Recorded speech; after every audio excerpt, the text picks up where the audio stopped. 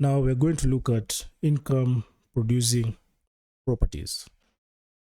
So there are different classifications of income producing properties. So we can categorize them into two main categories. First is the residential, and second, the non-residential. Under residential, we have single family and multi-family. For the single family, this can either be detached or cluster developments. And for the multi-family, these can be high-rise, low-rise, or garden apartments. Now let's go into non-residential. So non-residential comprises of different types. So we'll start with the office.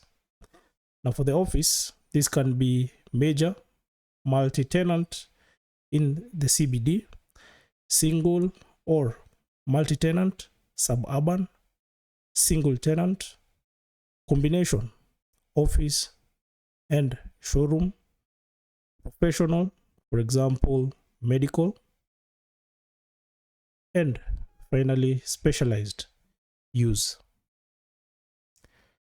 Also in non-residential, we have retail. So retail can either be regional shopping centers, neighborhood centers, community centers, strip centers, specialty centers, or discount centers. We have also under non-residential hotel or motel. This can be business or convention, can also be full service, or finally can be tourist, or which is also commonly referred to as the resort. And we also have industrial warehouse under non-residential. These can be heavy industrial, light industrial, or office or warehouse. Still under non-residential, we also have recreational. For the recreational, you can either have a country club, marinas or resorts, or a sports complex. Still under non-residential, we have institutional. These can either be hospital, universities, or government and other types of institutions. And finally, you can have mixed-use developments. These are a combination of either of the above types of income-producing properties. When it comes to supply and demand analysis, we look at the equilibrium market rental rate.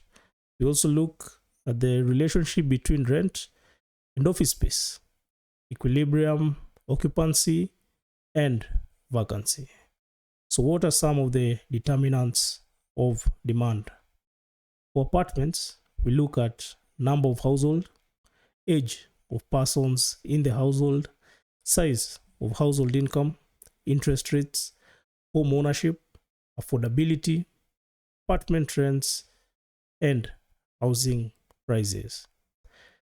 For office spaces, we look at categories of employment with very high proportions of office use, include service and professional employment, including lawyers and accountants. For warehouse space, categories of employment with high concentration in warehouse use include wholesaling, tracking, distribution, assembly, manufacturing, sales, or other related services. For retail space, demand indications include household incomes, age, gender, population, size, and taste or preferences. So what are the determinants of supply? Vacancy rates, interest rates, and financing availability, age and combination of existing supply stock, construction cost, and land costs. Now let's look at location and user tenants. It involves the process of profit analysis and competition by many different firms for space in locations that tend to maximize profits, resulting in the following generalization. The process of firms competing for space will result in the highest rent possible for the most profitable locations and ultimately the highest land value. Locations will tend to be dominated by clusters of users with revenue or operating expense structures that relate in similar ways to a given location. Locations with greatest appeal to users will tend to produce higher rents and also to exhibit highest spatial densities. Some locations are competed for by firms that are most cost sensitive. Now let's look at leases. Here we'll summarize the general contents of a lease. This will be included in the PDF down below. So let's look at leases and rental incomes. The initial rent that must be paid under the lease contract is referred to as base rent. Rent may be adjusted over the term of the lease as follows: flat rents, step-up rents, indexed rents, rents adjusted based on revenue or sales performance. Let's look at leases and responsibilities for expenses or recoveries. Here we have gross or full service leases. We also have modified full service leases, leases with operating expense recoveries. For large users, there are single net leases where the tenant pays rent plus all operating expenses. Double net leases, these are single net plus none operating expenses. Triple net leases, these entail a double net plus recurring capital expense such as repairs. And common area maintenance, or commonly referred to as CAM. Comparing leases to get effective rent. This is a single measure that can be used for comparison of individual leasing arrangements. First, calculate the present value of the expected rental stream. Then, calculate an equivalent annual level annuity over the term of the lease. Let's look at an example of comparing leases effective rent. Example, calculate the effective rent for the following alternatives for a 5-year lease on 1,000 square feet of rental space. The discount rate is 10%. Net lease with steps. Rent will be $10 per square foot for the first year and will increase by $1 each year until the end of the lease. All operating expenses will be paid by the tenant. We also have net lease with CPI adjustments. Here, the rent will be $11 per square foot for the first year.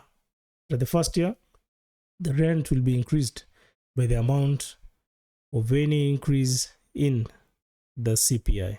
The CPI is expected to be 2%, 3%, 4%, and 5% in the second, third, fourth, and fifth year, respectively. We also have a different scenario where gross lease with expenses stop. Rent will be 15.5 per rentable square foot for the first year, with lessor responsible for payment of recoverable operating expenses as identified in the lease, up to the expense stop of $4 per foot. Expenses are estimated to be $4 during the first year and increase by 50 cents per year thereafter. So let's do this in Excel to have a clear understanding. Let us now calculate the effective rent for the alternative 5-year lease on the 1,000 square foot of rental space. So we first need to note the discount rate was 10%.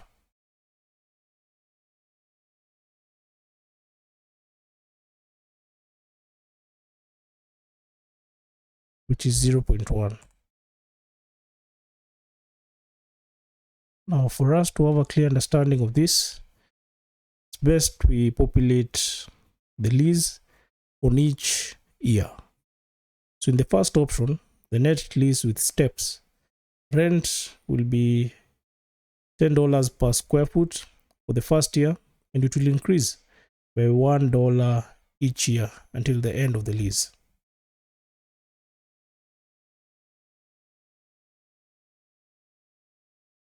So we'll call this net lease with steps.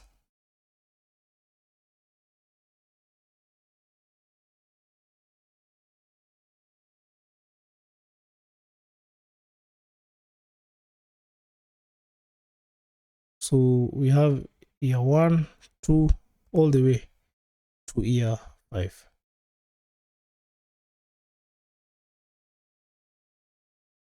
And then we have the rent.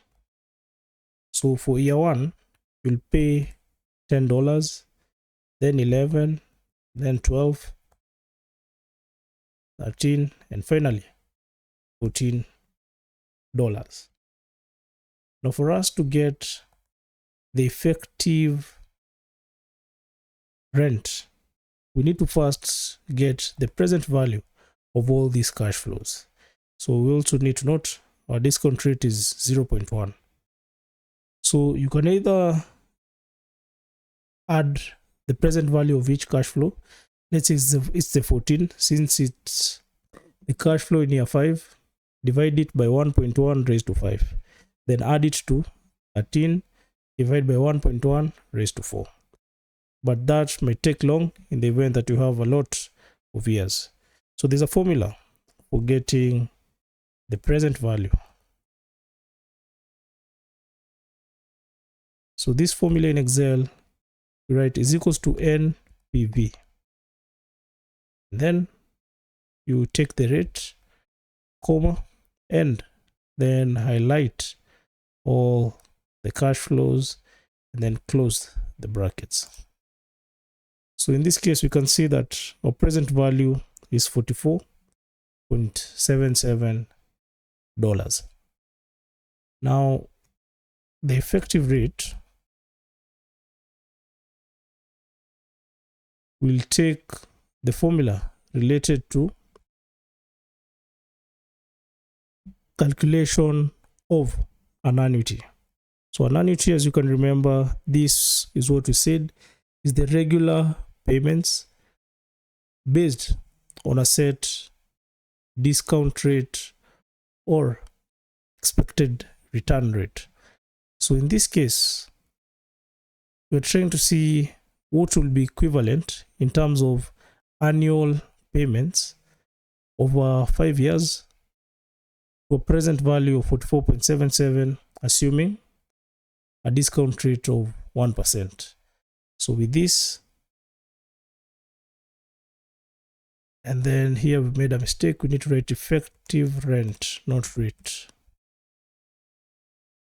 So our formula here is equals to PMT, then get our rate, comma, and then get our number of periods. So in this case, it's 5 years. And then the present value. Now you can see now the effective rent is $11.81. Now let's compare this with the effective rent of the second option. So for the second option, these are net lease with CPI adjustment.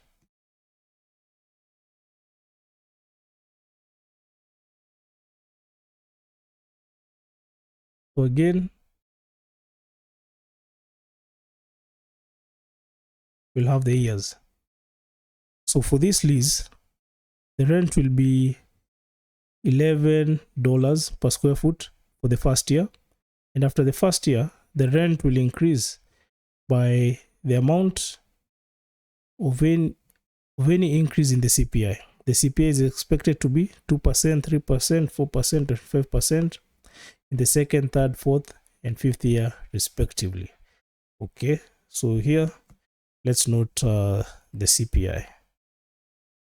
So for the first year, it won't apply, but for the second year, it's 0.02, which is 2%.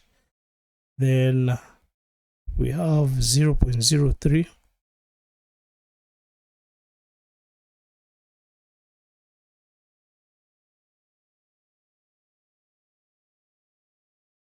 .04, and finally 0.05. So this is the amount with which the rent will increase. So here, let's have the rent. So for the first year, it's $11. Then for the subsequent years, we simply multiply that, the rent multiplied by 1 plus the CPI. So in this case, it will be that 1 multiplied by 1 plus our CPI. Then enter. So we can simply now drag this over. And then now you notice that this rent increases as the year changes. We work with the current rent multiplied by the next CPI for us to be able to get the exact rent. So with that, we can then calculate the present value. So again, is equals to NPV, take your rate, comma, and highlight all the cash flows, then enter. So now here our present value has reduced. So it's now $44. Now we can also calculate the effective rent. So this is equals to PMT, take your rate, number of periods, so here it's 5, and our present value. Close the brackets, enter. So now our effective rent is $11.61. Now let's go to the final example. So here we have a gross lease with expenses top.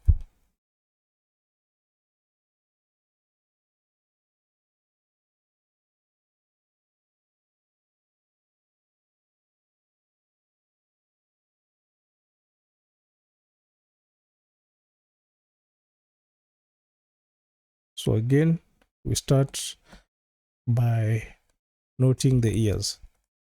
So in this case, the rent will be 15.5 per rentable square foot for the first year, with the lessor responsible for payment of recoverable operating expenses as identified in the lease as up to an expense stop of $4 per foot. Expenses are estimated to be $4 during the first year and increase by 50 cents a year thereafter. So first we note the rent. So for the first year, the rent is 15.5. And an important thing to note here is, based on this example, the rent will be 15.5 per rentable square foot for the first year. The lessor responsible for payment of recoverable operating expenses as identified in the lease up to an expense of $4 per foot. Expenses are estimated to be $4 during the first year and increase by 50 cents each year. Now here we'll assume that this rent also will be a constant. This is the base rent, and then we need to less expenses. So expenses for the first year is 4, and each year is increasing by 50 cents.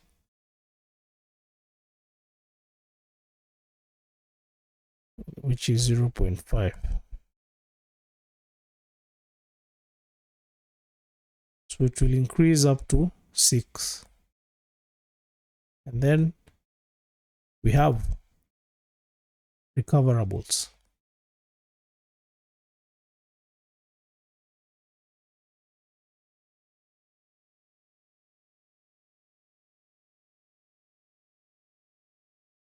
So for the first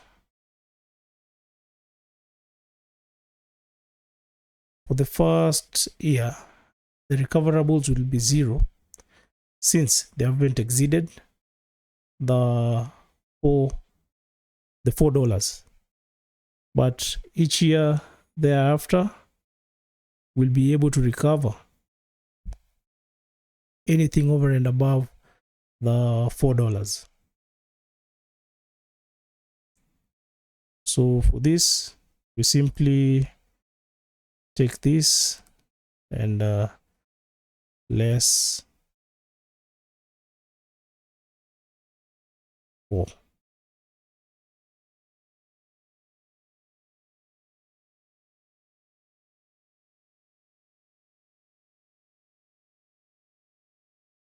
So now let's calculate our net rent.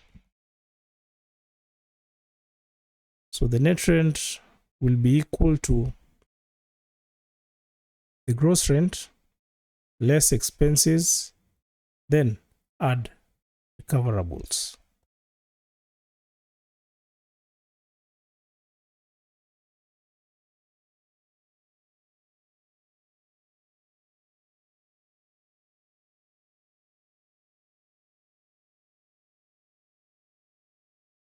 So we realize now that the net rent is actually a constant. So the present value of this will be equivalent to the present value of an annuity, since the amount is similar throughout this period. But just for consistency, let's still use the NPV formula, where we'll get the rate, comma, then highlight all these cash flows and close the brackets. So now we realize that the present value is 43.59. Now with that, we can calculate the effective rent. So in this case, the effective rent is equals to PMT, get the rate, which is 0.1, comma, number of periods is 5, and the present value, which in our case is 43.59. So now the effective rent is 11.5. So that's how we're able to compare each lease with separate, or rather with different terms, so you get a common value, which is the effective rent, and this can be used as a comparison tool. Compare the different mortgages, or rather not mortgages, but the different leases.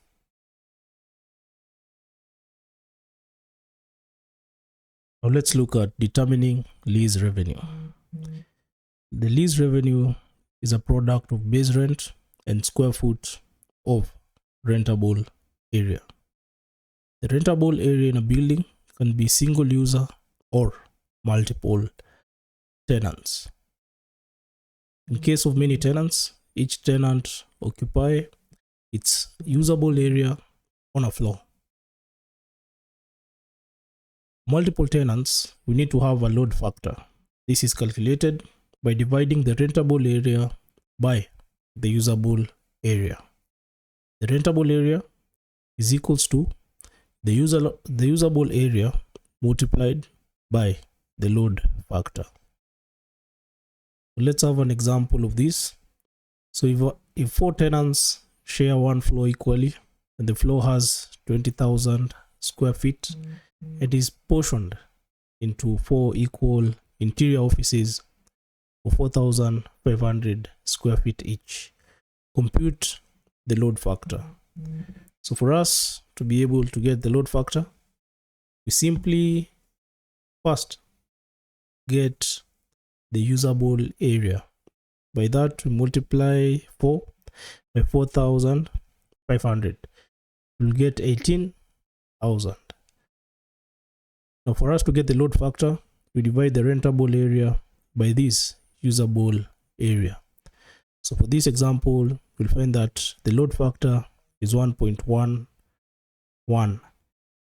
and for us to get the rentable area, we'll simply multiply the usable area by the load factor. And if we do that, we find that the rentable area in this case now is 5,000. Let's also look at anchor tenants versus inline tenants. Anchor tenants include very large department stores or other retailers that achieve very high sales volumes and generate considerable amount customer traffic. The rents for anchor tenants pay very low rents, whereas inline tenants pay base rent plus escalation and also percentage rent lease, commonly overage rents.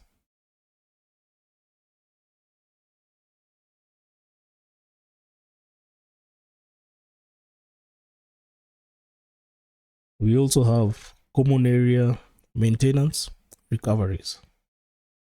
Common area maintenance charge for inline tenants is equals to the total common area maintenance less contribution to common area maintenance by anchor tenants and divided by the total rentable area by inline tenants. So we can do this through the following example. A retail mall contains 2 million square feet of space, of which 1.2 million is rentable area and 800,000 is common area. Total common area expenses are 3 million and the anchor tenants occupy 5,000 square feet.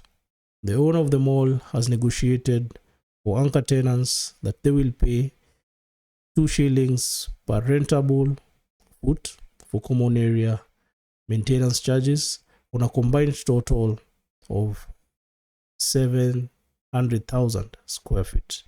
So let's compute the common area maintenance charged for inline tenants. Do this, we'll cross over to Excel.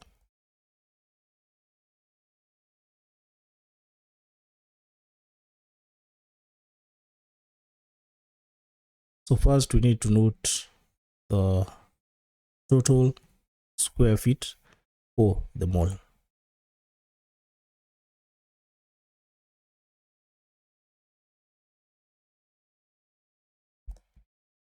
Is the total rentable area,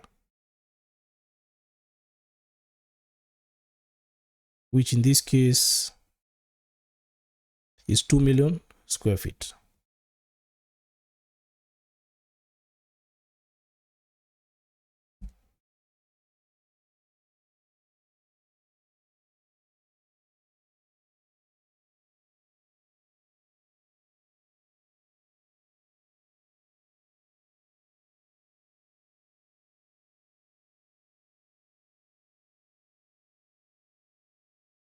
And 1.2 million of this, no, this is the total area, not the total rentable. So the total rentable area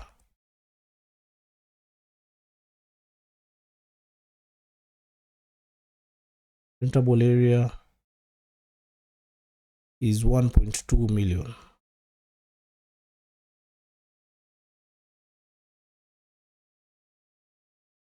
And the common area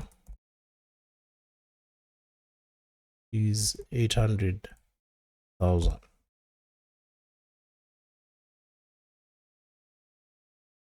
The total common area maintenance expenses are 3 million.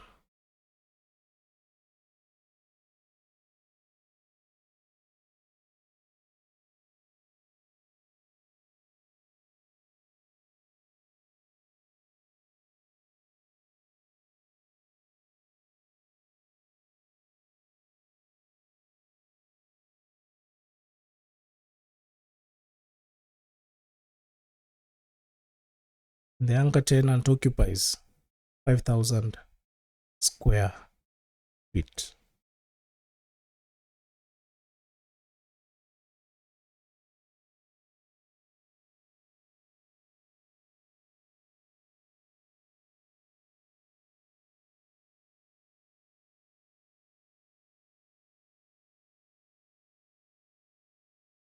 So the owner of the mall has negotiated with the anchor tenant that they will pay 2 shillings per rentable foot for common area maintenance charges. So with that,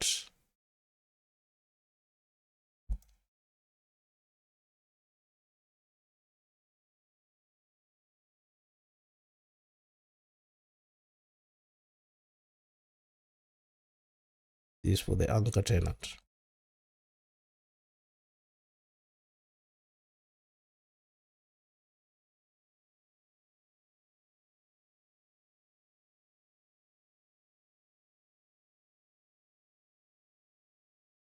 So you can calculate the common area maintenance charge for the anchor tenant.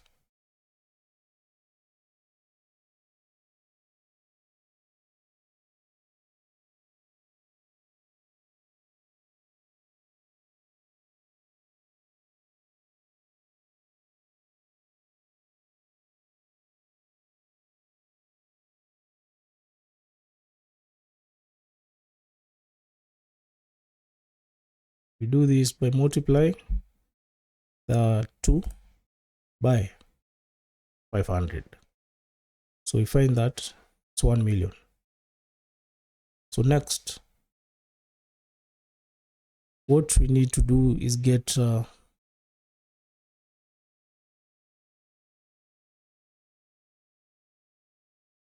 common area maintenance charge for the inline tenants. So to do this,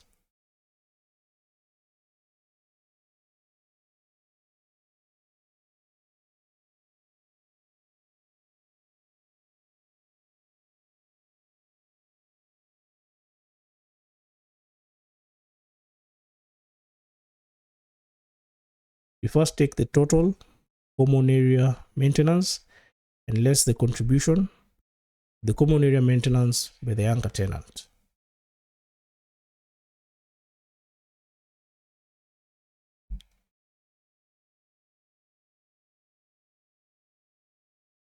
Then divide it by the total rentable area by the inline tenants. So in this case, the inline tenants will be left with 1.2 million less 500,000, which is 700,000.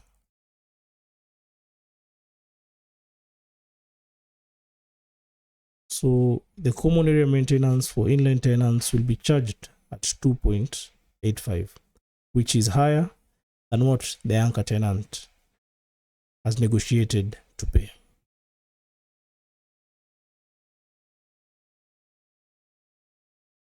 We have now come to the end of this chapter on introduction to income producing properties.